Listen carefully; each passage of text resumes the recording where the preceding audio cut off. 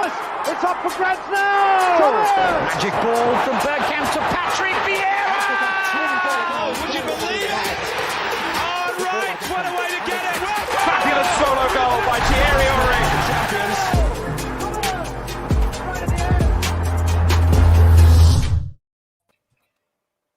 Good evening, everybody.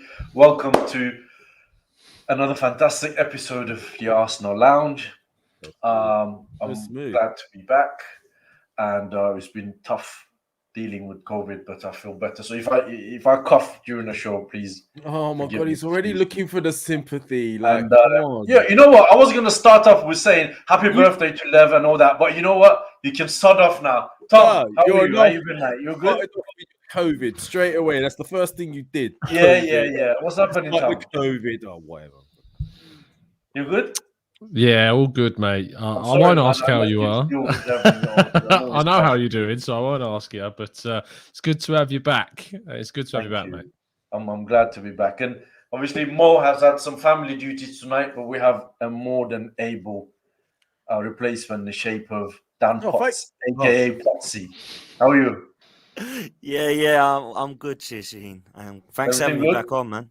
Yeah, everything's cool, man. It's good. It's always a pleasure having you on, man. Oh, thank you, man. And it's a pleasure to be on. I always enjoy speaking with you two, and me and Tom have some good banter, so this should be fun tonight, man. Cheers. Yeah, hopefully we can bring some smile to an otherwise gloomy football day. Lev, what's happening with you? You good?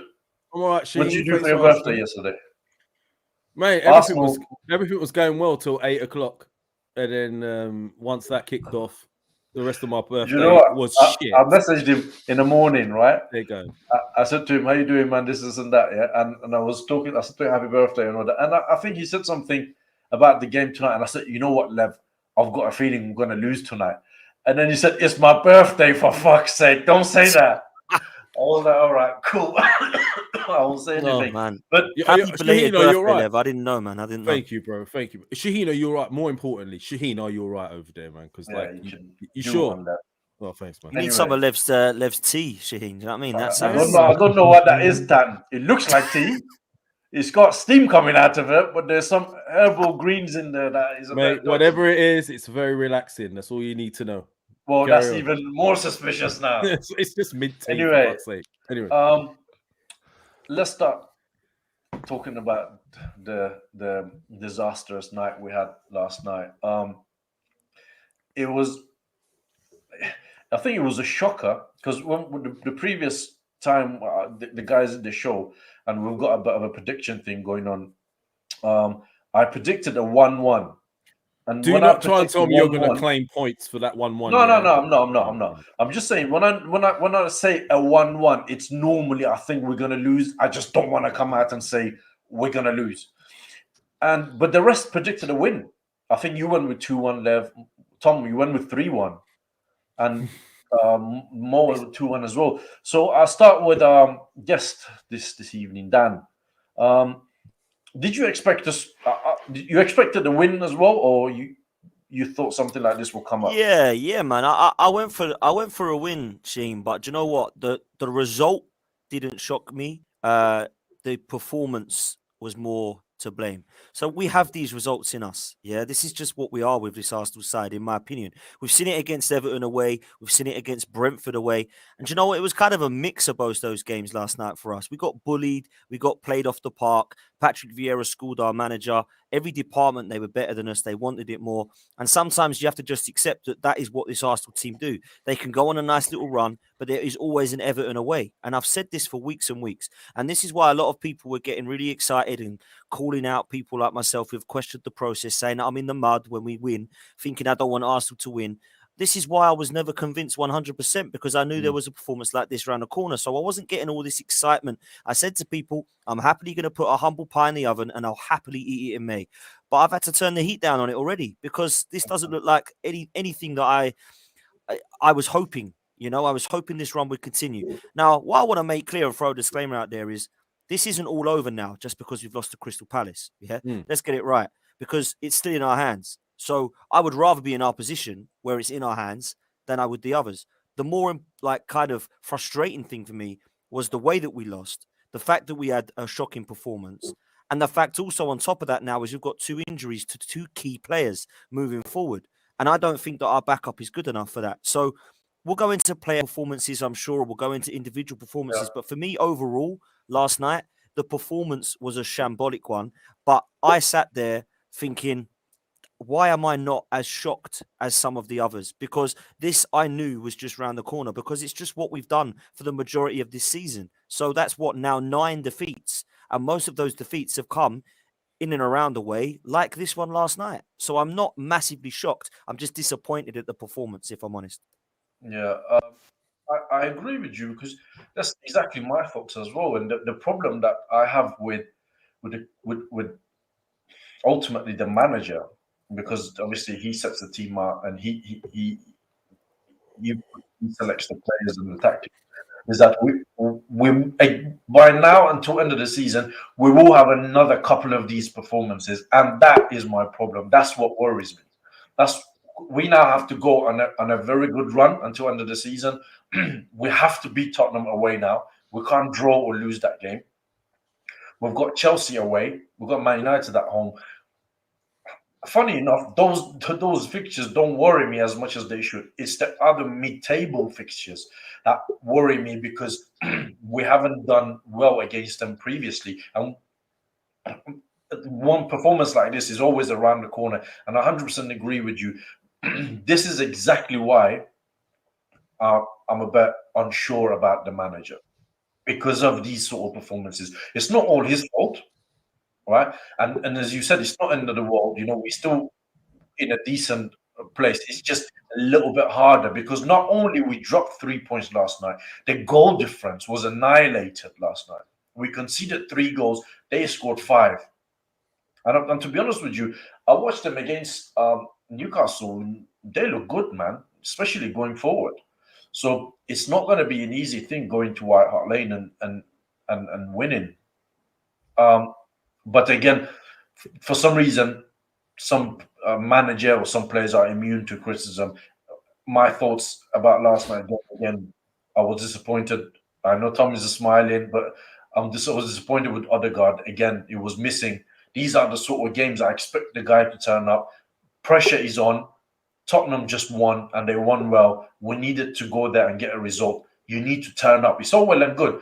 Brighton at home on Saturday, you're going to put on a bit of a show, nice passes, or mid-table teams at home. Yeah, good. But it's tough places like Crystal Palace away, Liverpool at home, that I expect a performance. I was disappointed on the result and performance, because there was, to be honest, you know what? There was quite few players that they were poor. Thomas Partey, how many times did he give the ball away? Gabriel, the left back situation we're going to discuss a little bit later on. And you know what? I never thought I would actually say this, but for Brighton, I would probably start Nketiah instead of Lacazette. And I never thought I would say this, because I don't rate Nketiah. Tom, what was your thoughts on the game? Awful, mate. Really, really poor performance. I think Dan highlighted a lot of my feelings. I wasn't necessarily.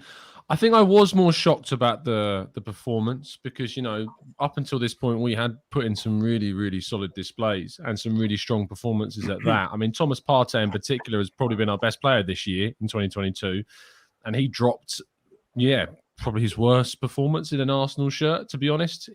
So it really was a surprise to see that. I think what it was, though, when you look at how good Palace were, they went for us in the first few minutes, and we just never recovered from that point. We were utterly shell-shocked by what they hit us with. And, there are going to be a lot better teams between now and the end of the season that know how to beat Arsenal based upon looking at that template. And we've got to try and overcome that now. And that's going to be really difficult, especially with less players available than what we had at the start of that game. Nuno Tavares was, comically bad. And it's frustrating because, this is a Nuno Tavares that we saw keep Kieran Tierney out of the team for several weeks in the first half of the season. He was really good against Newcastle, really good against Aston Villa, really good to get away against Leicester City, really good against Watford. And, we haven't seen the Nuno Tavares that we saw then. Whether or not that's because he's a young player and Tierney coming back in has just knocked his confidence. Obviously, we had the Nottingham Forest situation as well, and that hit his confidence more. But, there was an opportunity there, knowing that Tierney had faced a proper injury, to show Mikel Arteta that, no, you can rely on me for these next few games. And he just wasn't with it. His head was just not in the game. The rest of the team, as you said, I've been very, very complimentary of Martin Ødegaard, as you know, Shaheen, but I agree with you. He was invisible. It was probably his worst performance of the season. I disagree with you when you said he was invisible again. Look, I think that, he's hardly ever been invisible. Yeah, listen, Liverpool, man. Liverpool game, he got subbed off after 60 minutes. Yeah, he did. He did. But again, like, you're picking out that performance, but you look across the whole season, he's been, one of our most important players. If he's not in the side, our win rate drops from 70% down to 40%. That tells you how important he is when he's in the Arsenal team. What's that? Oh, Tom, I don't know, man. What do you mean you don't know? I just told you a fact. No, he's been playing. No, he means he actually doesn't know that fact. Oh, he doesn't know that fact. No, he doesn't know it. Okay. He's been playing well for the past 6-7 games. Before that, there was a time that... Are you mad? Just the last 6-7 games? You're just forgetting December happens then? Is that what we're doing? We're just forgetting December? Okay, fine. He's been playing well for the past 2 months. Right, well, that takes us back to February. I'm only criticising him because I expect more from him. Because I know he can do better. I know he's got it in him to do more. But why, mid-table team at home, you play nice passes, you play through balls, that is given. That's what I expect. It's Palace away, Liverpool at home, Chelsea away, Tottenham away, Man United at home. It's games like this that I expect, all this hoo-ha around this Martin Ødegaard. Well, we won the game when we played Chelsea away. We won the game at home against Tottenham when he played in both of those North London derbies. He scored against Manchester United at Old Trafford. He scored against Everton. We didn't get the results in those games. But you're talking about a guy here that's been alongside Partey, alongside Ramsdale, our most important player this season. And if he's not in the team, we don't play as well. And when he plays like he did yesterday, the team doesn't play as well. And it shows you how important this guy is to this team. I honestly find it mad that we can pick out Ødegaard from this entire season as a criticism based upon last night. Because his absence and his lack of performance in last night showed how bad we are when he isn't ticking, and therefore how important he is for this team. I find it mad, the criticism of him. I really do, because he picked up his form, Tom, about November for me, like late November. I started to question him like Shaheen. I thought, this is not a good start from Ødegaard for me. I don't get it. I like some of the stuff he's doing. I'm not seeing goals. I'm not seeing assists. I'm not even seeing creativity. And then he started to pick it up. And I think it was Old Trafford and Everton where he scored goals. And I was like, here we go. Keep it going. And from there, he had a wicked December. And I think since 2022, I'm with you there, Tom. I think him along with Thomas Partey has been really instrumental in our midfield. But last night, both of those players were shocking. But saying that, how can we highlight one or two? I didn't think there was anyone that was good last night. I thought they were shocking, all of them. There was not one player that I can sit there and go, do you know what? Fair play to you, mate. Everyone else were asleep, but you tried. You gave 110%. I couldn't even say that. People said Eddie when he come on. Yeah, he run around. People said Cedric played all right. I thought he got schooled a few times by Zaha, but wasn't horrendously bad, but was not a good player. I can't pick one. It's such a poor night. Really poor. Yeah. We'll come back to Ødegaard, Tom. We don't need to come back to him, because there's just honestly, no.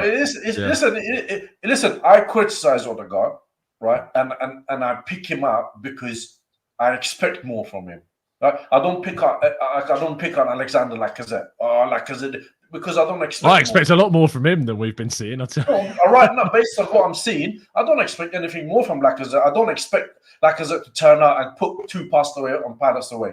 I don't expect him to have scored in the last 17 games from open play, because I sure do. No, I do as well. But we're going game by game right now.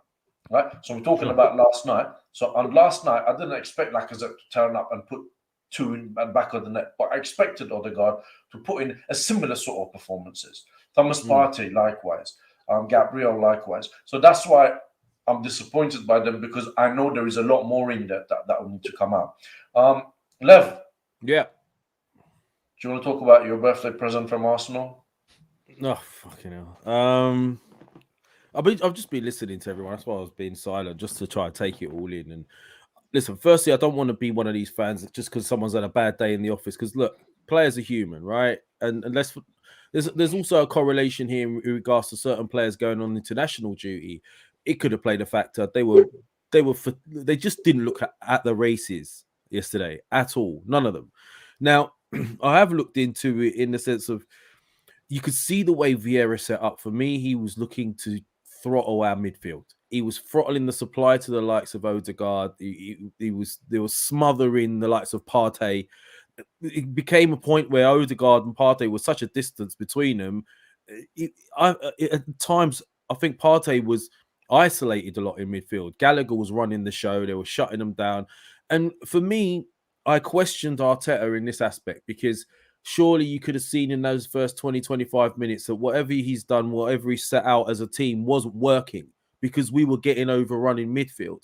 I do think I question why he didn't make a decision to do something sooner. There were options. I mean, yes, Odegaard had a stinker. Partey had a terrible game. Tavares, again, there's certain players, maybe they need a run of games to be sort of up to the levels they need to be at. He came in against the team. Look, he's only just come in. The rest of those players have got no excuse. The rest of those players have been playing week in, week out. Tavares has been out in the cold for quite some time. They couldn't cope with it. So imagine coming off the bench and having to deal with that. He clearly didn't deal with it, and it was awful the way he defended, and he created a whole load of uncertainty. But I do question Arteta in the sense of reacting to Vieira's tactics. I don't think he did enough. There was a time maybe he could have looked at Odegaard, who wasn't performing, maybe pulled him off, put ESR into the same role as Odegaard, where he could have drove at them from deep and gave Palace something different to worry about, and then maybe got Martinelli out wide. I don't think he reacted, but the saving grace for me in regards to that is I doubt whatever he did yesterday, anything would have worked because none of those players were at it yesterday. None of them. They were way off the pace. Lev, you say that none of them were at it, and I agree with you, right? Right. But why do you think that is? Because I was thinking about this morning, and I was thinking if I was an Arsenal player, right, I've seen that Tottenham have won, right, and it's a bit of a pressure on us. So we're in a position that, let's be honest, we didn't think we'll be here at the beginning of the season, this time of the season, right now, fourth, with 2 games in hand, a very strong position.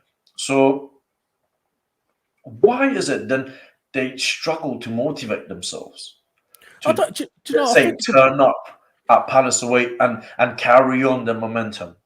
But you can't just listen. I'm not saying that you're correct. We didn't turn up, but this isn't anything new for anybody. I mean, we've been experiencing this for years. But let's be honest, this Premier League generally can be like this. Chelsea lost to Brentford.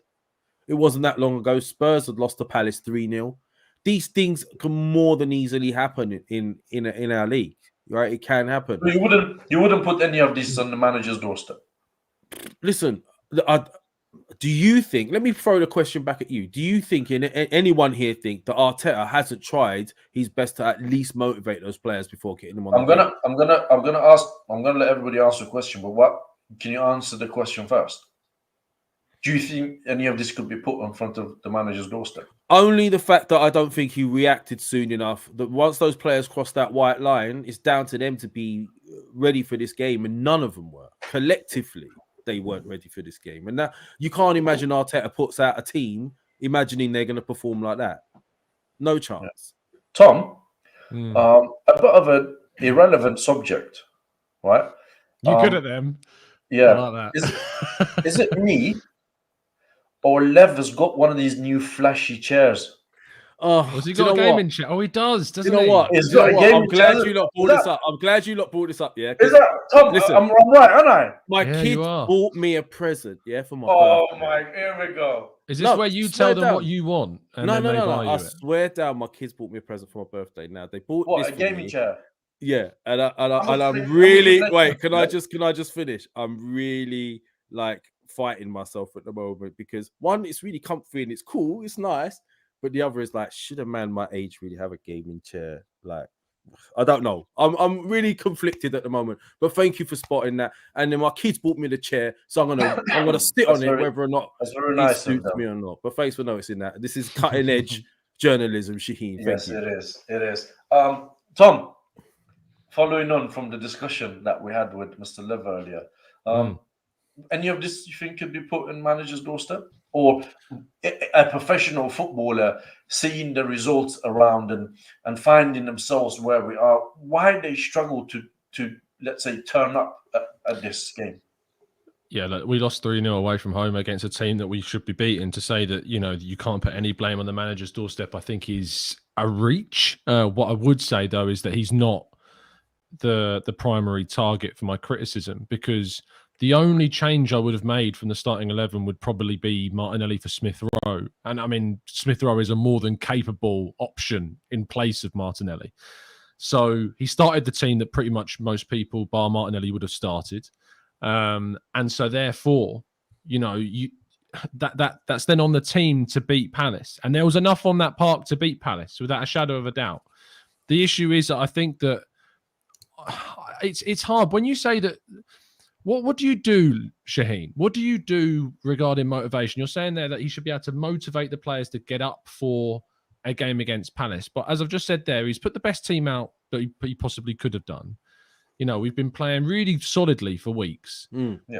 It was I don't think many of us expected. I think from the look of how we are, we explained, and even when Dan says, he wasn't as shocked as maybe most people were, but I still think there's an element of surprise about the way that we performed.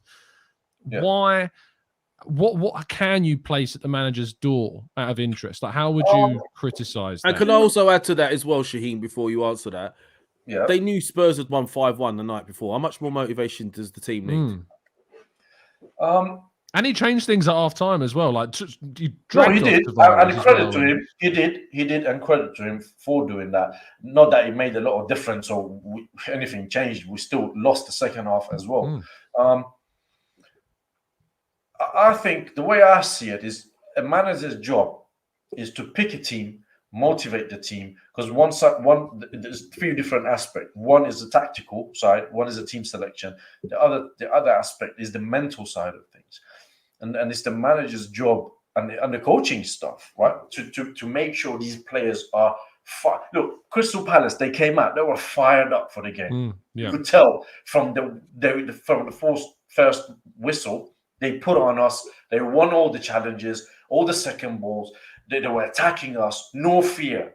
And so this goes back to the mental side of things. Where the Palace coaching team, right, had these players fired up, ready to go.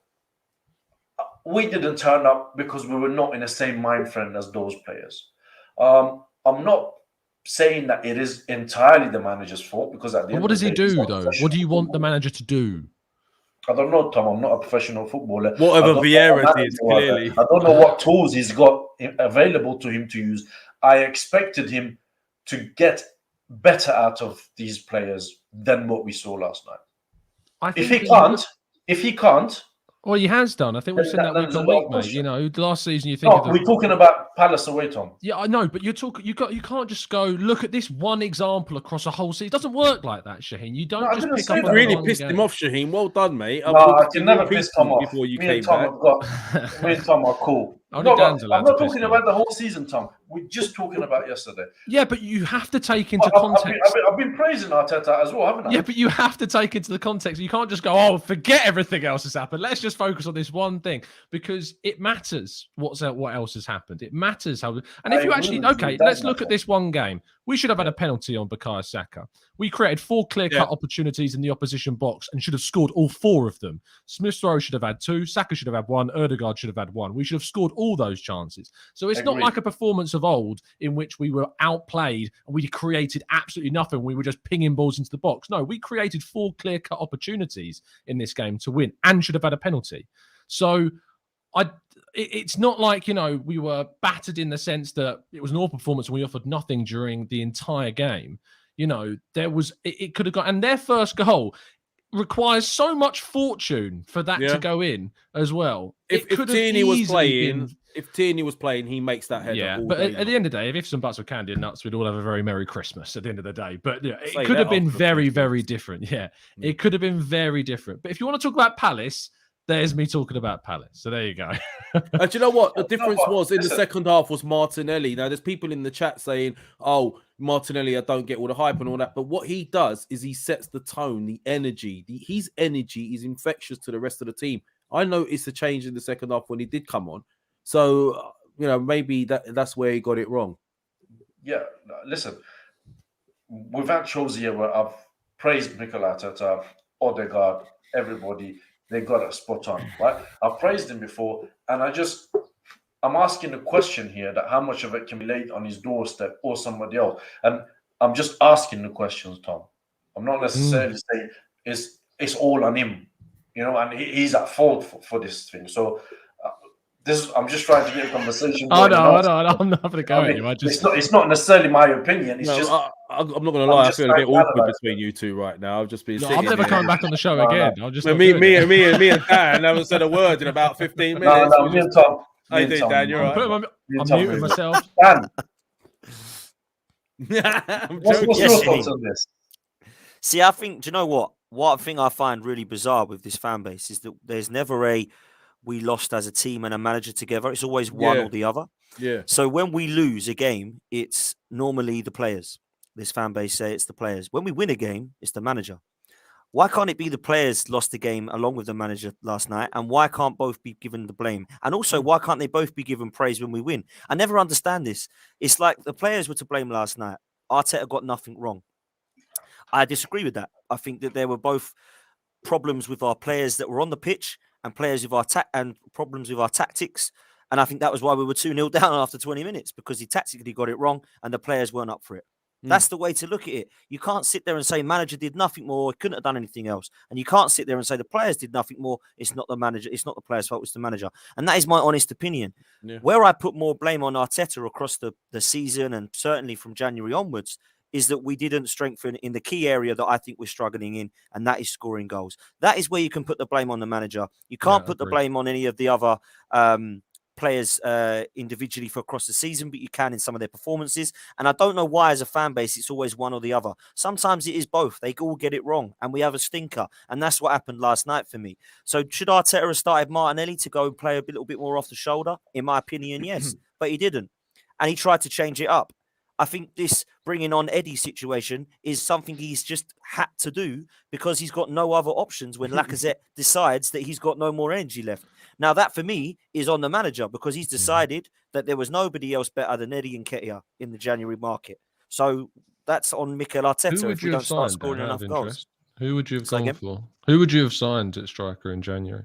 I don't know what money we had, Tom, but I think I probably would have gone all out for someone like, what's his name from Sociedad. I would have gone and just got Alexander. You would have paid the 75 million for his. I would have gone and paid that, whatever that release clause was, because he's got. If this manager is great with young players, he's got all the attributes to be a wicked striker. So I would have gone for him because he's better than Eddie Nketiah. He's better than Alexander Lacazette, in my opinion. And if you're not going to keep Aubameyang, and we won't go into that because I'm bored of it, quite frankly, then you have to replace him. You cannot get rid of your elite striker and not replace him and say Eddie Nketiah is good enough. We've proven for the last 2 years Eddie's not good enough. So that for me is on the manager. But I can't put every single loss on just the manager. There are certain aspects of the game, like not finishing your chances, like not creating creativity, that has to lie with the players. But for me, there's a combination and a culmination for me that the manager has to take stick for, as does the players. I can't understand. It's like they're working against each other with this fan base. It's like well, it's Arteta. What are the players doing then? No, it's not the players. It's not the players. Players are fine.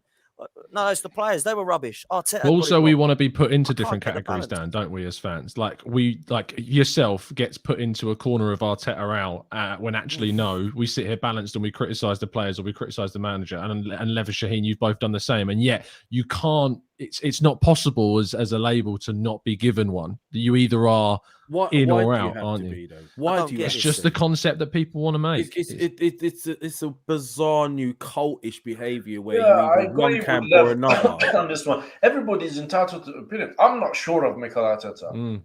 Right? I'm entitled to this. I'm entitled not to be sure of the manager. I'm entitled to have doubts over Martin Odegaard.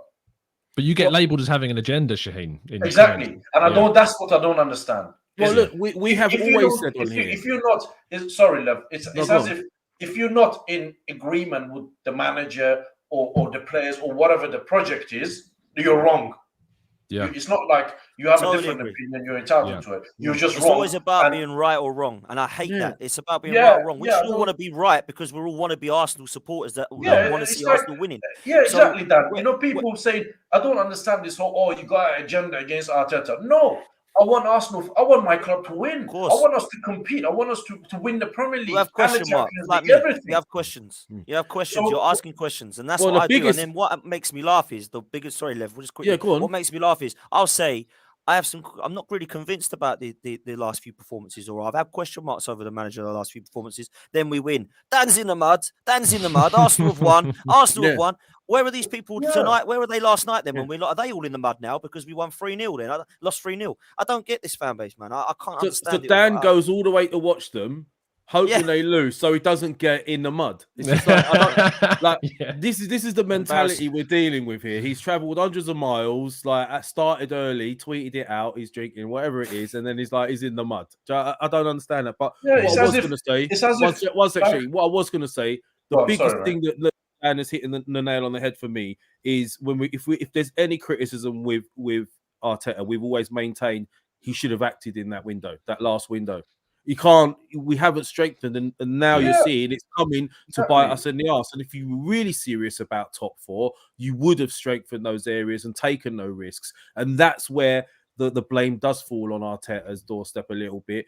But last night, you can't really blame him other than, yes, he did get some things tactically wrong. He didn't move quick enough in certain aspects. For me, tactically, some are saying, what could he have done?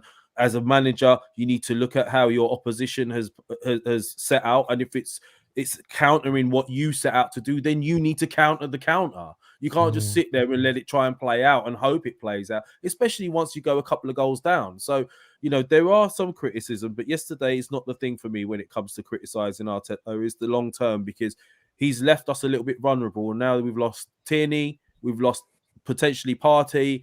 Tierney's gone for the season. Yeah, Tierney's gone. We don't know if Partey's gone as well. Thomas Partey, what's happening with him?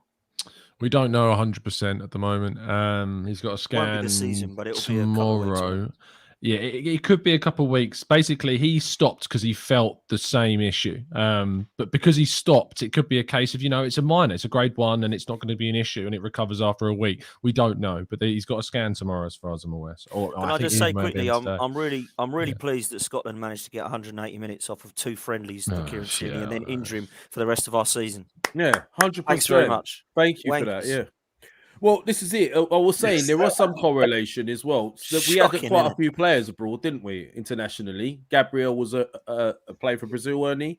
Yeah. Ben White was playing. Gabriel was obviously didn't go because of his kids, but Martinelli was there. Yeah. But speaking of the internationals, that's an interesting group, Tom, isn't it? It's a shame. You know what? If only Israel was playing the World Cup and they would have got drawn in that group, it would have been Iran, UK, US, Israel. It would have been a party, the complete package. But we're drawn against you guys. What's your thoughts? I can see the fear in both of your eyes. Look, I'll be lying if I said I wasn't very happy with the group. Is that? Wait, are you like belittling Iran? Do you know they're a powerhouse when it comes to football? I'm just saying, if we lose, it would be a huge upset. Listen, to be honest with you, I think it's very important from Iranian point of view of who the last team is, because if it's Wales or Ukraine, it might be a bit of a struggle. But if it's Scotland, I think Iran could qualify. I don't think we'll beat England, but we'll beat USA. And you really think we'll beat the US? I think they're going to finish second. We'll beat them before. Listen, that game is going to have a lot of juice around the it. CIA or anything to do with the US or winning that game all day long. It's going to be mad. But we played them in France and we beat them 2-1. France 98, I think, if I'm not mistaken. Yeah, it's very different now, though, isn't it? Listen, Iran is a top team in Asia. I'm not saying that. I'm just think that when you look at the progression of both sides, I think that the US have gone much, much further. And you look at the number of players they've got playing at European clubs now as well. Like the US have just gone to a different level. Like I think they're going to give England a real good run for their money as well. I think that, I really think there's a chance. I know they've got on paper they've got some individuals, but are they just individuals or are they a team? That's what I don't know. If you speak to Sophie, Dan, it's impressive what they're doing. Us Iranians, we've got heart. They don't. Oh, I'd love you to do it. We've got heart and passion. Right? There's a nation of sanctions that is going to come against this. So forget all that technical stuff. I genuinely think we'll beat the US. Come again, Lev? I said, forget all that stuff that Tom's told you about how well they're doing, how they're set out. All that. Iran has heart, and that's all you need. Exactly. There you go. Exactly. We've got passion, and that will see us through. But you guys are happy with your group, yeah? Obviously. Very happy. Yeah, all good. Yeah, I'm happy, man. I'm happy with that. You should qualify. If you don't qualify, I honestly believe that we have one of the best squads. I do, and I think we've got an unbelievable squad to pick from. And I never thought I would say that, especially when we got to around about 2010 time when we had Capello. I was thinking, wow, when Gerrard and Lampard and Rooney go, we are screwed. There's no one coming through. And then in the next 10 years, I'm starting to see this talent coming through, and there's so much of it. We see some of it in the Crystal Palace lineup last night. I see Tariq Mitchell. I see Conor Gallagher. These players aren't even getting in. So at the moment, they've just got a call up, and that's they're definitely not going to be guaranteed a space on the plane at the moment. So that's how good our squad is at the moment. I think along with France, we've got to be up there, in my opinion. Yeah. Wait, why am I being left out of this? Can I just ask a question? Right? Is it because I'm brown, Shaheen? Yeah, I'm asking you this. Wait. I wasn't beef between Turkey and the UK or US. Wait a minute, right? Why are you assuming that I would support Turkey? Firstly, who do you support, my family are from Cyprus, right? Well, Cyprus are not in the World Cup. Well, they didn't qualify either. Right. But if you knew anything, Mr. Flipping writing for Reach and Football London and all that, yeah. Cyprus is only represented on the Greek side. The Greek part of Cyprus is represented in football. The northern side is not represented. So, on that basis, I was born in this country, so my international team has been England, right? So you sit there. Wait a minute. So I sit there. I've watched all the eras, from the '86 World Cup with your Linekers shitting himself on the pitch and all that shit. And then when it comes to the World Cups now and international draws. Oh, you two. You happy with that draw? You two, you all right? You two, right?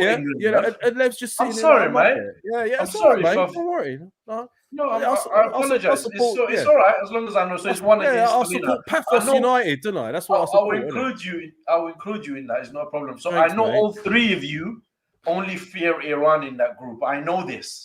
I can see it in your eyes. Yeah, but I'm having sleepless nights about the hairy legs in them shorts. So when it gets closer to oh mate, if we beat England, I'm gonna rub it in so much. I am definitely England now that Iran's in it. You should definitely. Yeah, but it's a very interesting group though. So let's come back to the Premier League and this defeat against Palace. It doesn't really change a lot of things. It's just. I think that's a reach. No, it doesn't. You see what happens. It means that we can't lose as many games or draw as many games as we could have been. The cushion is kind of taken away a little bit, and it puts a lot of pressure now. I think it's all going to come down to Tottenham away, and how that game would unfold, or because. I would not be surprised if Tottenham actually get a draw or something in Anfield. They've gone to Man City and they won. Yeah. And if they drew against Liverpool early in the season. I mean, for me, that's one of the fixtures that I'm hoping they will drop some point. How do you feel now for the top four perspective now, Tom? It's a funny question because you asked last week. We were so much more positive. This is why I'm laughing. It's just we ended the show with what? Will we finish in the top for everyone's like yes, we will. Yeah, this week, no. It is funny how things change, and maybe look, we're speaking next weekend. Maybe we've beaten Brighton, and maybe Aston Villa have taken points off Spurs, and all of a sudden, it's swung the other way. It's going to swing back and forth. There's a lot of football still to play, and. Knives are out again from the usual suspects, I think, for Arteta. And, it's it is always going to happen. You're always going to get that. You're always going to see our familiar faces in our beloved chat box pop up all the time. And I think that what we see is that there's an opportunity for Arsenal still to overachieve this season based upon what we thought was going to happen. If we miss out on top 4, I'll be really disappointed. Me and Dan had a great chat on Lee Judge's TV the other day about success and failure and talking about kind of what it means. And even though Dan was ploying me with some questions to try and usurp and unsettle, but it was a good chat. And I think that ultimately you look at what's changed and you look at the way we're going. If we do finish 5th, I'm confident that we move into next season still continuing to go forwards. But we hopefully still have a really good chance of finishing in the top 4. But we are going to have to rely on some of the other teams, or specifically Spurs, dropping points, which is a big question because they've got an easier run than us. Dan, what about you? What's your thoughts? Yeah, I feel like what you said, Shaheen, is kind of right, though, if I'm honest, because I know Tom's saying it's a little steep, but I do feel like the reason we are lucky that game wasn't massive in terms of we made to catch up for top 4. I think if it was and we were in maybe West Ham's position, we'd be a little bit more downhearted saying, look, we've really messed this up. We had a chance to capitalise and we've messed it up. Now, the reason we had a chance to capitalise was probably on Chelsea, if I'm honest, because we were looking ahead thinking, although Tottenham are ahead of us, we've still got that game in hand. We could have then really put the pressure on Chelsea, and we've unfortunately not done that.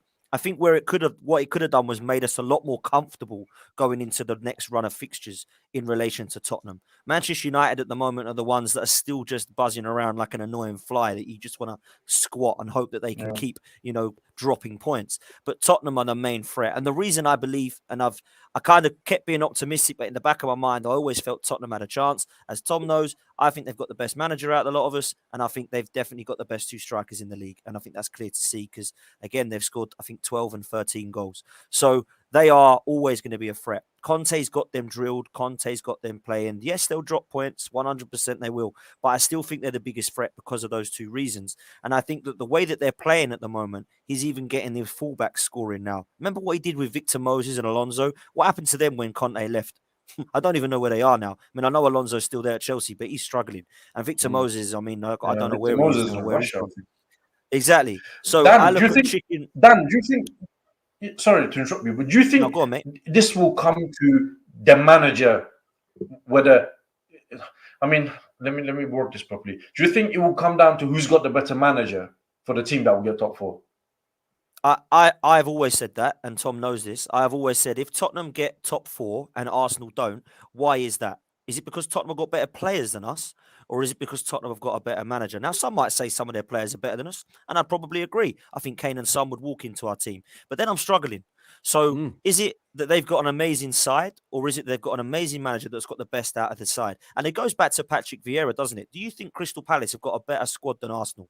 I don't. I think they've got some great players. I really like Gallagher. I really like Elise. The list goes on. But actually, when you look at a 1 to 11, are many of those Crystal Palace players going to walk into the side of Arsenal? No. But Patrick Vieira hasn't needed 250 million pounds, 4 transfer windows, 2 years of the job to create a style and recruit and get them playing for him. Now, I'm not saying Vieira is going to be the next Arsenal manager. I'm just saying that he has definitely managed to hit the ground running, which is something that Arteta has not been able to do. And there's been a lot of excuses as to why he can't do that. Now, Patrick Vieira rocked up at Crystal Palace, apparently, and I've only found this out 2 days ago, with 7 players available to select from. Favourites to go down. Recruited everybody that he has done, the Mark Gays of the world, the Conor Gallaghers of the world, the Michael Elises of the world. And then you look at what he's done on the pitch, and it's been great. I've had question marks on the pitch with Mikel Arteta, but I've liked some of the stuff he's done off of it. My biggest thing is if we do not get that top 4, playing 1 game a week, spending £250 million, I wonder where we are going to get it under this manager. Next season will be harder when we're in Europe. And I understand that I said this to Tom, I think it might have been Sophie. They said, yeah, but we were going to recruit again in the summer. Absolutely. Well, let's hope the 6 players we get in then can get us into the Champions League, because these guys will not be able to do it if we play in Europe next season. So for me, it will be down to it will be down to why have Tottenham got it and Arsenal haven't? Is it because of the manager or is it because of the players? I believe it's because of the manager, because I wouldn't take many of those Tottenham players. Shaheen, also just to show like that Palace game again, I think Cedric was getting absolutely ruined by Zaha, myself personally. I know someone saying he done okay here and there, but I don't think he did. And going back to our transfers back in the day with Pepe, that's still coming back to haunt us. Because I think if we had someone like Zaha instead of Pepe, your striker issue would have been not as big an issue either, because you could have played someone like Zaha up top if you needed to, and you could have had someone like Martinelli out wide. And Zaha would have caused ridiculous amounts of problems for defenders at the back. So, I just think that we made some bad decisions here and there along the way, but Zaha would have been nice for us. Yeah, I throw that in as well. Tom, I've come across this discussion rather in Twitter quite a lot, and we've been doing this for about 45 minutes, so I'd like to move away from that, and this is about the future a little bit. I'm sure you've discussed this some other players as well, possibly, but if we don't qualify for Champions League, if we don't finish in top 4, is that a failure of the manager and the squad? No, I don't think so. I think it's a huge disappointment, but it's not failure, because I didn't think we'd get top 4 at the start of the season. I think that we've elevated ourselves into a position that we can get top 4 based upon merit, based upon our performances, based upon us winning games, based upon us progressing from last season. So I think that when you look at people turn around and say, from this position, if we don't make it, it's a failure. I think that's harsh, because we ourselves have put ourselves in this position. I think that we've got some very, very difficult games left to go, and our direct rival being Spurs have got a much easier run of fixtures to go. And, certainly Spurs are, in my opinion, at this point now, based upon last night's result, you would have to put them as favourites to get top 4. I think, and we discussed this again with Dan the other day, that Son and Kane are such a different force for them in comparison to us. Like, imagine if they had, and this, as I said on the show, this is no insult to Martinelli, but imagine if instead of Son and Kane, they had Lacazette and Martinelli as their striker and their left winger. Do you think Conté would get that team into the top 4? I don't think he would. But I think if, you put Kane and Son into this Arsenal team, I think, to be honest, we'd be challenging for arguably 3rd and higher with those two in the team. And that shows you kind of the difference between what this team is capable of if we had that striker. And that's why at the end of the season, as you've said, Shaheen, we will reflect on January, as we've all agreed and said, we should have replaced Aubameyang. I have no issue with Aubameyang going, but we should have replaced him. And the problem, Tom, the problem I have with this, unfortunately, is I have a feeling there is no accountability. It's not. No one's going to be held accountable over that decision. Oh, Arteta should be held accountable for that decision. Yeah, but he won't. You know that. I know that. Okay, so if we finish 5th, would you sack him?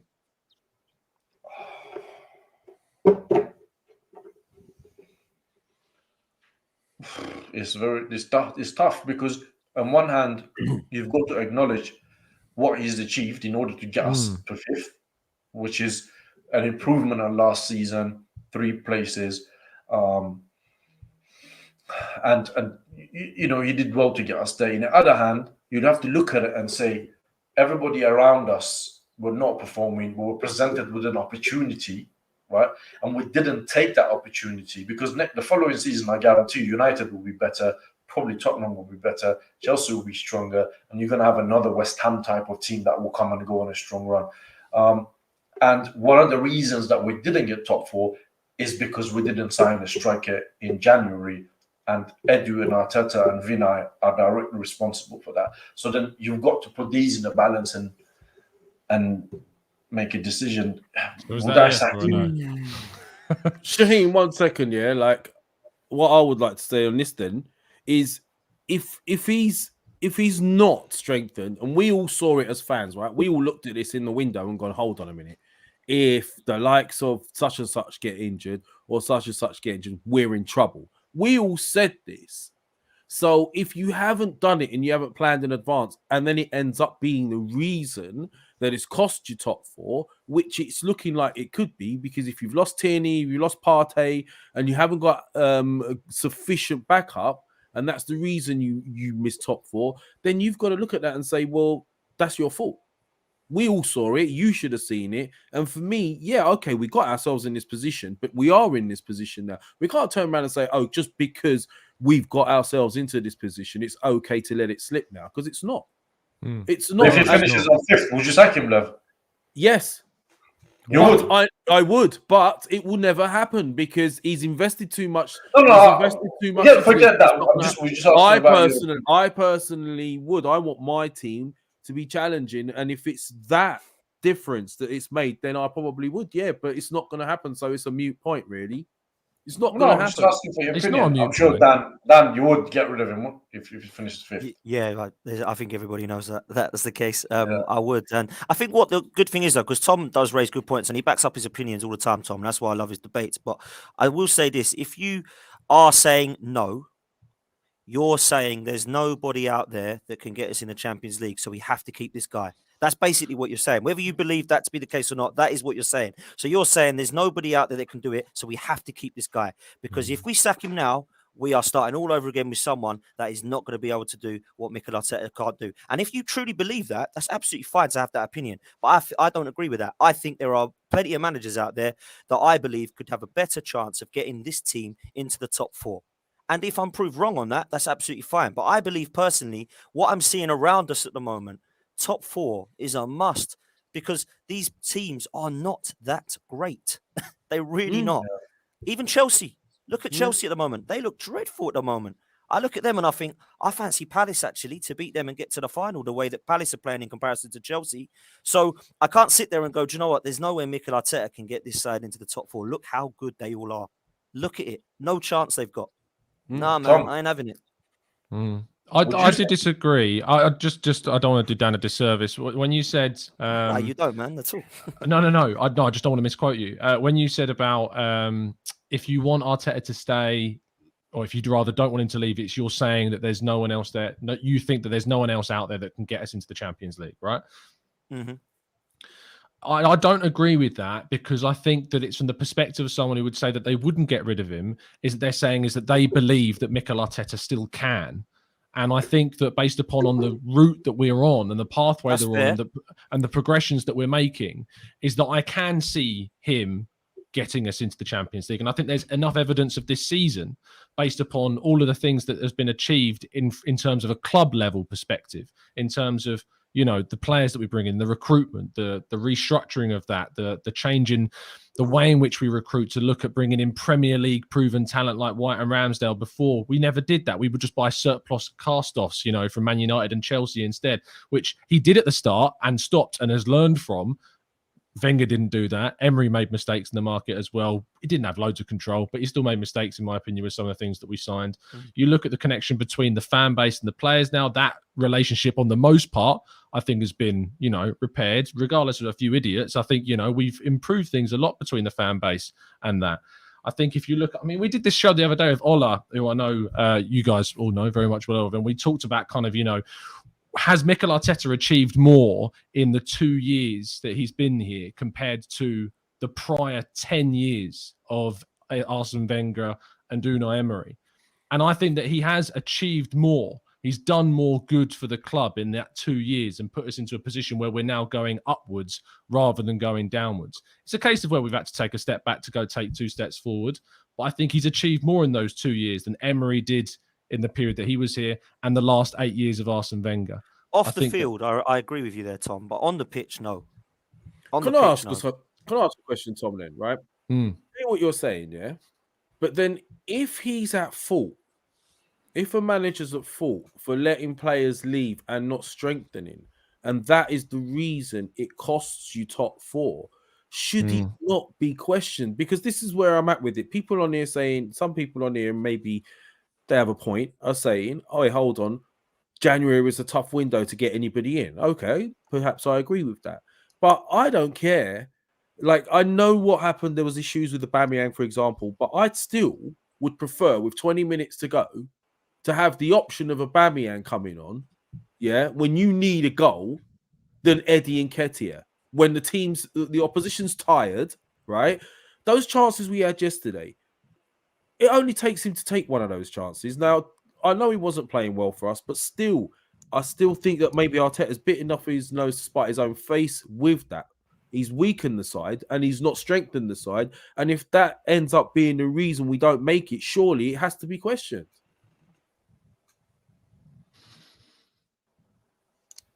We'll just come back at that. Was that coming at Tom, or was that just coming in No, general? I was just saying to Tom in particular, like, you know, if you, I think it's a good point. I really like that point, and I think that when you look at why, and this is why I said earlier, what are the reasons why we didn't get top four? We've got to look at the reasons why we didn't get top four when it was staring us in the face, and we've got to look at why the team that got top four got it and we didn't. They're the two things we've got to look at the end of the season. Now, you might look and think we gave it our best shot, but unfortunately, we lost the game to Chelsea and Tottenham didn't lose a game to Liverpool, and therefore they got it. And some people might think that's acceptable and that's good enough. If we get to a stage where the reasons because we didn't beat those teams are we didn't have the striker in January, then you've got to look at the manager. And if you looked at the reasons that Conté has got it, then you have to again look at the manager and go, should we have really got Antonio Conté? Because let's be honest, we have had over the last 2 years now a chance to get Thomas Tuchel and Antonio Conté. Now, we were never going to get either of those because the Cronkies don't see that as their process or their project. They see it as a younger coach like Mikel Arteta. So you can forget ever getting those two coaches. But from a fan's point of view, do we want to see a Thomas Tuchel who won the Champions League or an Antonio Conte come in? Or are you quite happy with what you're seeing in terms of Mikel Arteta? Now, this has got nothing to do with last night's result or the result against Everton or whatever it be. This is just a general question. Do you think Antonio Conte or Thomas Tuchel can take Arsenal to a title? Or do you think Mikel Arteta can take Arsenal to a title? Because I believe Thomas Tuchel and Antonio Conte have got more chance of bringing silverware to Arsenal than Mikel Arteta. And when I mean silverware, I'm talking cups, but I'm also talking competing at the highest level, which is where, guys, I want to get to. I'm not happy with top four, yeah? I want to get first. There's 3 people ahead of us when we look at top 4. Yes, we have to be realistic and understand that it ain't going to be next season that we win the title, perhaps. But is Mikel Arteta in the next 5 years, if this is a 5-year project, so that's 3 years left, is he going to win a title for Arsenal Football Club? If the answer is yes, I'm more than happy for you to stick by him and believe that he's the guy who's going to bring a title. I don't. So therefore, I'd rather not waste time and get somebody in who I believe can, i.e. Diego Simeone, Antonio Conte, whoever it be. There's another issue here is that I think this summer his contract is up for. He's going to have a year left, if I'm not mistaken, on his contract. So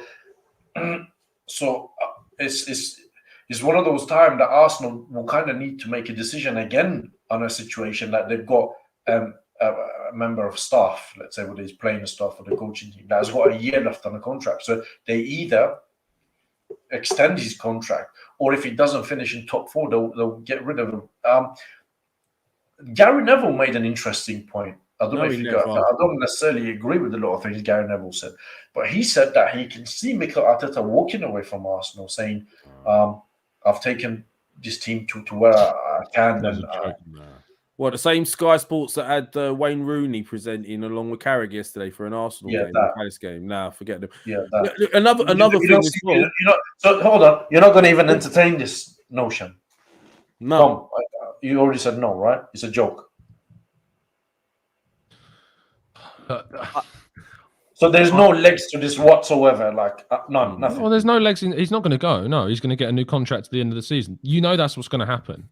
We could finish 6th. He'll get a new contract at the end of the season. I'm enjoying this new trickery, Tom. By the way, with you and Shaheen, this new relationship you've got. I like it. Why are you trying to put something in here that it doesn't exist? Hey, look, no, there's nothing. Nothing. Me and Shaheen. I'm looking forward to him buying us all dinner at the end of the season. That's what I'm looking forward to. I'll gladly buy everybody dinner now. Shaheen, another interesting point as well to add to add some fuel to the fire is, you know that Newcastle have got a new owners in. You know that top 4, that position now is going to be even more sought after. It's going to be even more difficult with their spending. I don't see Newcastle challenging the top 4. It does what with their money that they have, Shaheen. Yeah, things change very quickly. You see what happened with the City. Season for them. They're not going to get to where they are to challenge for top 4 next season. Do you know what? See them going out and grab the top 4 when you can, Shaheen. You need to grab top 4. What I hated the most about the Gary Neville comment was that he was quite quick to say that Arteta would walk away if he got top 4, but he's not looking at his own club, is he? He thinks his own club are actually going to be in any different situation. So what he might as well say is, you can't get anything better than top 4, Arsenal. You're also putting Man United in that then, because you're talking about Chelsea, Liverpool, and Man City. So what happens when the new Man United manager comes in and they get 4th? Does he walk away? No. So as much as I don't really see the Arteta project and look at that process, I didn't really understand what he was getting at there.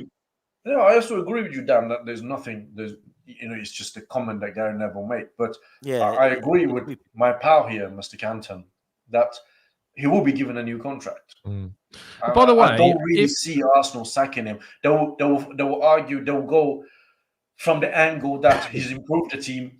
We're finished, I don't know, 5th or 6th or whatever, or 4th even. He's done a marvelous job. If he finishes in the top 4, it will be magic. It's that we need to secure this guy. They'll probably put something on a newspapers that PSG are in for him or some rubbish like that, and then they'll sign him up to a new deal. But just FYI, because I know there's this stereotype of me about Arteta or whatever. Well, there is for a few morons, but other than that, I think when it looks towards kind of the contract situation, and I wouldn't give him a new contract now, and I would certainly wait until the end of the season. If we finish in the top 4, I would give him a new contract. If he finishes 5th or 6th, I would wait. Yes. I wouldn't be offering him a new deal at the end of the season, because at the end of that, we're in a situation at the end of that next season where Arsenal are free. Arsenal are free to make a choice of what they want to do. And if we finish outside the top 4 again after next season, and therefore not showing what I believe to be is right now moving forwards, and I think we are, but if we don't, then we should go in a different direction. It's never been in doubt for me. So 100% agree. I just think that there's misconceptions about what a lot of Arsenal fans want. I wouldn't give him a contract right now. I wouldn't give him a contract if he finishes 5th or 6th. I'd wait until the end of next season. I wouldn't get rid of him personally, because I think, as I explained to Dan a second ago, that I see him as someone who can get us into 4th still, and I see what he's done at the club is enough evidence for me to suggest that we can go in that direction. But it is what it is. Can I just ask 3 of you a yes or no question? So just a yes or no. Would you be surprised if they have already signed, given him a contract, and he's already signed? They're just waiting for a good time to announce it. I wouldn't be surprised, no. Neither would I. Dan? Lev? No. Or it's a full house then. Right. Let's talk about Brighton, because this is the first opportunity we're going to have to put this Palace business right? And we need to look at this positively, that they will go out there and hopefully they will perform in a manner that will be satisfactory, and it would help with the goal difference, because that's one thing we also need to consider now as well. This goal difference might come in handy. What's your thoughts on this, Tom?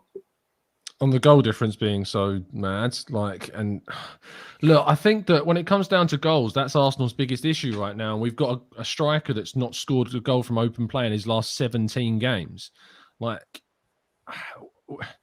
It could come down to goal difference because it's so tight. You look at the swing that Spurs have got, and that if a team starts conceding to Spurs, what tends to happen is the floodgates open. Arsenal are a side that if we get a goal right now, because we lack that Kane and we lack that Son, we haven't got the cutting edge to get the 2nd or 3rd or 4th or 5th like they did against Newcastle. So in that sense, we will lose out in that edge of the amount of goals we scored. I'll be shocked if Spurs haven't scored more goals than us by the end of the season. Shocked if they haven't. They could still finish below us, because in games against Newcastle where they get the 3 points, they tend to score more.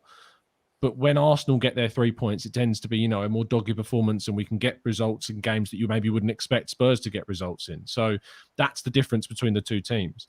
I think if it comes down to goal difference, Spurs will win out without a shadow of a doubt. Yeah. What's your prediction for the Brighton game? Brighton game, I said 3-0 Arsenal, so you call me mad. But yeah, 3-0 Arsenal.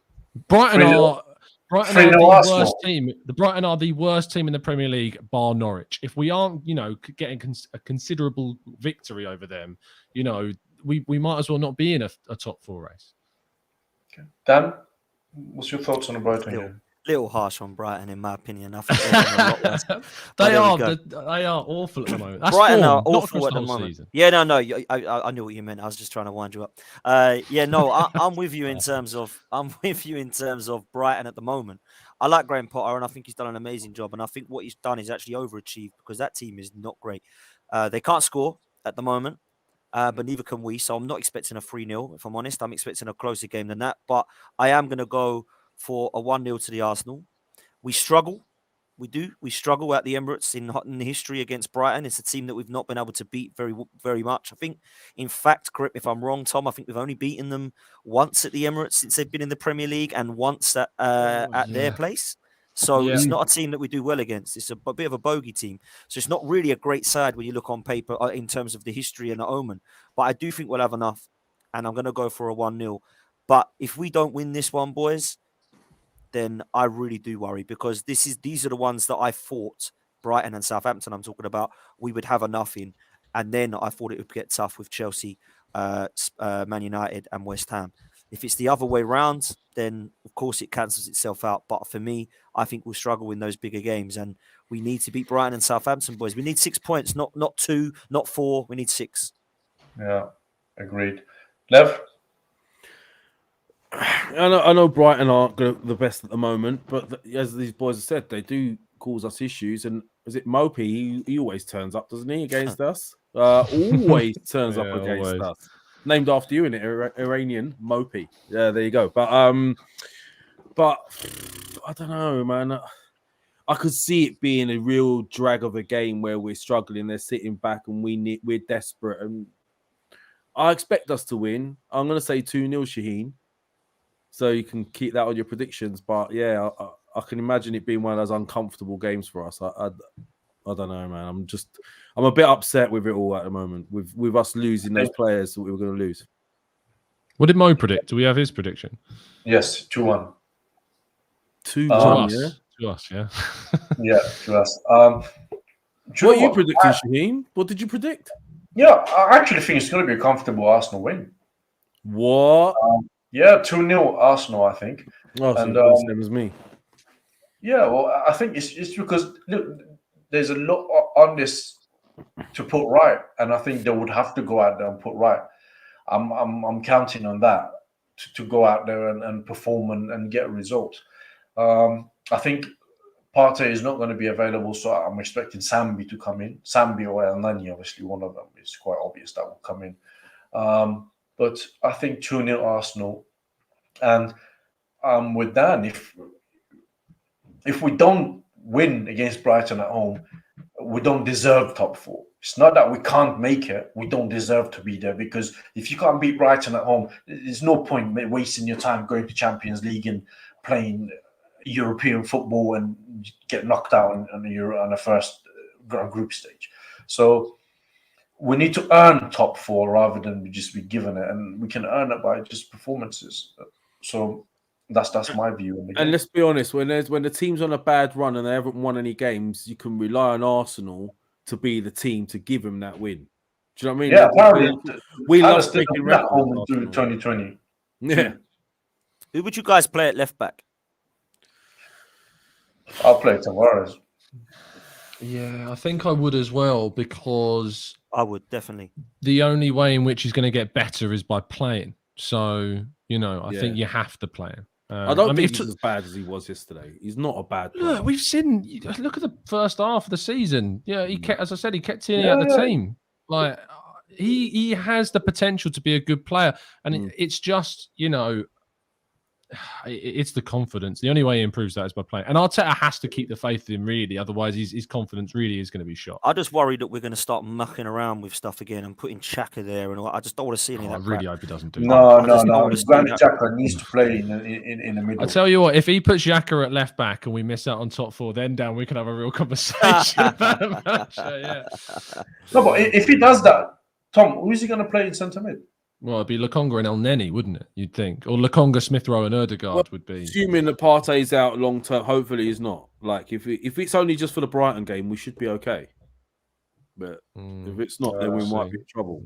No, I don't think he should. I don't think he can afford to try experiment now. Having said that, Europa League semi-final, my man decided to experiment with something that he hasn't done before. So I hope he doesn't do any of these. Keep it simple and try to get result, because at the end of the day, I want to qualify for Champions League because it gives us a better chance of signing better quality players. If you're going after a decent name, a decent striker, if you can offer Champions League football, it's a different ball game, as you well know. Would you play Pepe over Lacazette? Yes, I would. I love Alexander Lacazette. I really do, and I think I can see he puts in effort, right? But I think we're in a stage right now that we don't need somebody to put in an effort up top. I think we need somebody who will put the ball away. If he's Nketiah, if he's Pepe, if he's Martinelli, I'm all for it. Let's do it, because I'll tell you something, right? We're not going to get top 4 if we don't have somebody who's going to score goals. And I can't understand how Lacazette goals have dried up so bad.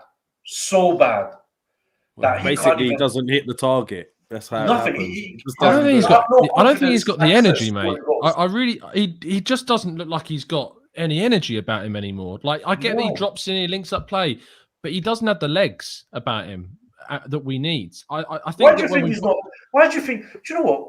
I actually want to ask this. If by the nodding of your head, Dan, I'm assuming you would play Pepe up front. I would play Martinelli up top ahead of Pepe. Ahead of Pepe, definitely. Would you give Pepe a chance as well? I would like to see something different, because I've had enough of Lacazette. Just personal opinion. Okay, Lev, you would play Pepe? Yes or no? Yes or no? I'd play him, but in a wide position, not as a striker. I'd put Martinelli ahead of Pepe in striker, 100%. No, we're talking about Pepe. Yeah, but you can't just force me to play Pepe up front. Because we're talking about Pepe. We're not talking about Martinelli. I said I would play Pepe. I would give Pepe a chance out wide. I would play Martinelli down the middle. What more do you want me to say? Pepe? Do you want to say Pepe's name? I'm just puzzled that why he needs goals and why he doesn't use Pepe more often. I've had this, but people don't rate him and don't think he's good enough. And I always say this. I don't love this player. I don't love Nicolas Pepe, but I feel that he gets a lot of harsh criticisms when his goals and numbers just back up that he does score for us and he does contribute. Now, I know that's frustrating at hell. He's frustrating as hell sometimes. He's clumsy. Sometimes his touch is off. But he scores goals and he assists and he creates. And then you get performances where he comes on against Wolves and everyone says, woohoo, everyone loves him. And then when he comes on against Watford, and was it the game against Villa he come on and he cost us right at the end, everyone says he's a bag of shit and he needs to go. So I just think when you look at the numbers of Pepe over the last 2 years, they leave Saka and Smith-Rowe dead in the water. But because Saka and Smith-Rowe bring a lot more to the team, that's why they get a lot of the love, and of course they're Hale-In boys. And I actually do prefer Saka and Smith-Rowe. My point is Pepe doesn't deserve the washed up criticism he gets when he's delivering. And for the last 2 seasons, he's struggled this year because he's not been given the chance. But last season he scored 16 goals, and I look at what his stats are at the start of his Arsenal career, and they're not far off Freddie Ljungberg and Robert Pires. So I look at that and think, is he as wasted and washed up as people are saying? I'm not sure that he is. Maybe he is deserved. I just don't think he's deserved some of the criticism that he's getting in comparison to some of the other players. Like Lacazette, let's be honest, Lacazette's gone 18 hours without scoring a goal, and Aubameyang is still scored more goals than him, and he hasn't been in the club for 4 months. So come on, man. Let's see something different now. Yeah. Shaheen, if you had asked me who I'd prefer to come on with 20-25 minutes to go to get us a goal, Eddie Nketiah or Pepe, you would have got a straight answer up front. Absolutely. Yeah, Pepe. Pepe's really good in those game states when we're chasing a result. The thing about Pepe is that he's situational. I think that's kind of what goes against him, is that, I don't think you can necessarily rely on Pepe week in, week out, but I think you can rely on him in certain situations. Hence why you brought him on against Wolves when you're chasing the game, because, he's really good. But there's a reason why he's never scored for Arsenal when he's been subbed on when Arsenal are already winning a game.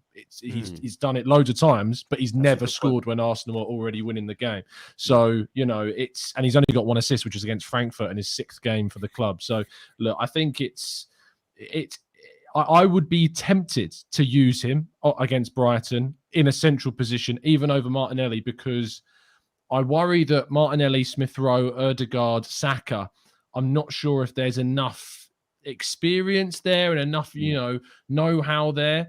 And Martinelli, I think, has been given opportunities in the middle and he's not necessarily taken them. The thing about Pepe is that if you take away some of those defenders that he's got to try and get the ball past, he's one of our best finishers. Yeah. And I think if you put him into the box, I don't necessarily need him to have a great touch. I don't necessarily need him to have, the ability to take the ball and lay it off all the time. If you get the ball to him in the penalty area, I feel like, as he showed against Wolves with that goal, he'll turn and score.